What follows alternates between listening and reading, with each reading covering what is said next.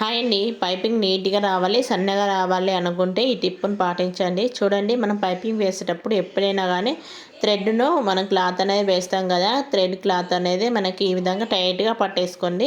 మనం థ్రెడ్ బంద మాత్రమే పట్టేసుకొని ఈ విధంగా స్టిచ్ వేసుకోండి. స్టిచ్ వేసేటప్పుడు కూడా మనకి గ్యాప్ అనేది థ్రెడ్ పక్క నుండి మనకు గ్యాప్ వస్తుంది కదా! ఆ గ్యాప్ మధ్యలో అయితే స్టిచ్ పడేలాగా చూసుకోండి.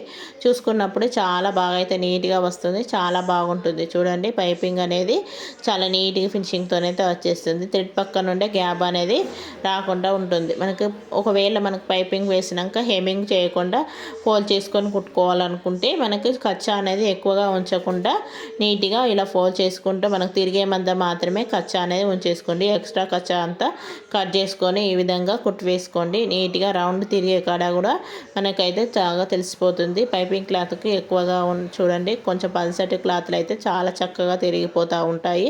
చాలా చక్కగా అయితే వస్తాయండి. చూడండి, మనకి ఫోల్డింగ్ అనేది తిరిగేలాగా అయితే మనకి ఎక్స్ట్రా ఖర్చు ఉంచడం వల్ల మనకి క్లాత్ అనేది ముడత వస్తుంది.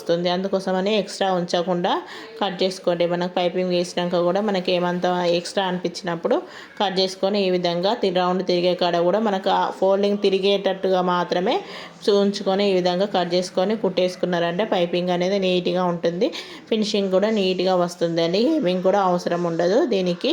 ఈ విధంగా కుట్టేసుకోండి, చాలా బాగా వస్తుంది. మనకి సన్నటి పైపింగ్ అనేది ఈ విధంగా వస్తుంది. ఏ విధంగా వచ్చి చూడండి, మనకి పైపింగ్ వేసినప్పుడు చాలా బాగా యూజ్ అవుతుంది అండి. నీట్ ఫినిషింగ్ అనేది ఇస్తుంది. ఈ వీడియో నచ్చితే మాత్రం లైక్ చేయండి.